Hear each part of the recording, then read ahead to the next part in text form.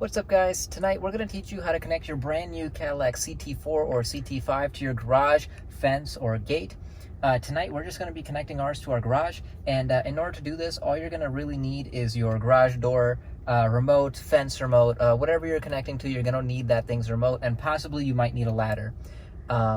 So with all that out of the way, let's get into connecting it. Now, regardless if your car is brand new or used, I always recommend to clear out all these garage door buttons. This is where they're located, by the way. Joe, if you want to come close, it's just buttons 1, 2, and 3, and there's a little home logo right there if they can see, and there is a LED in the home. And now in order to clear them, all you want to do is hold both 1 and 3 together, and you can see it's solid, and in about 15 seconds it'll start flashing, and that'll let us know that all the previously stored codes have been cleared.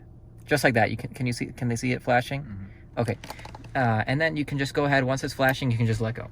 And so now, once all those buttons have been cleared out, you want to figure out what button you like the most, 1, 2, or 3, that you would like to sync your garage to. And if you don't have a rolling code garage, it's pretty easy. You just want your remote. You're going to bring it real close. I think Cadillac in the owner's manual here says within, like, I don't know, 10 or 15 centimeters or something. And you want to get real close, and you want to press both your garage door button and whatever button you want to program together at the same time. And you're just going to press them and hold them until this light goes from solid to flashing. Okay? And now let's try that real quick.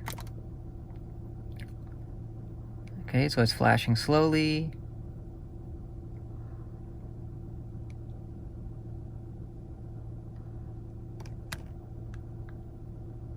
And now it's flashing fast. Can they see that with the light and everything on?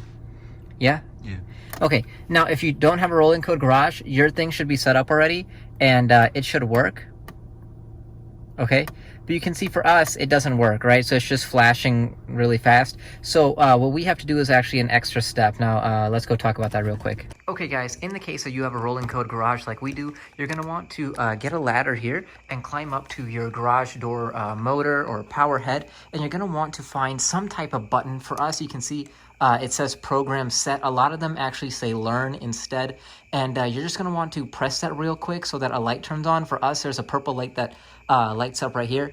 Do not hold it too long, or else it'll wipe and clear out any stored codes on any of your other cars here like we have. And yeah, so you're going to want to press that button, that program set. Let me see if you guys can see it again. That program set button, and just make sure that whatever, you're going to have some type of light, a red one or a purple one, light up, and then you have 30 seconds to run into your car for the next step. All right, guys, after you've pressed that program set button or that learn button, like I said, you have 30 seconds to run back in the car, and that same button that we previously synced our garage door for in that first step, you want to locate that button, and you just want to hold it for 2 seconds and let go, hold it for 2 seconds and let go, hold it for 2 seconds and let go, hold it for 2 seconds and let go, and let's see, our garage door should sync up here. Yep, there you go. See? Once your garage door starts moving, you can tell that this is synced up, and we can press it and it should stop. Oh, come on. You can press it, and there you go. See, the garage door is now moving back up, and that's all there is to it. All right, guys, well, there you have it. Quick and easy, less than 5 minutes. That's all there is to it, just like 2-3 steps max. As always, I hope you guys found this video entertaining, and I hope I was able to help you guys out there. If I was, please give me a thumbs up. It really helps my videos spread, and it helps my channel continue to grow. And if you like the type of videos I got going on, please consider subscribing. We'd love to have you as a subscriber. And yeah, guys, with all that out of the way, I will see you all next video.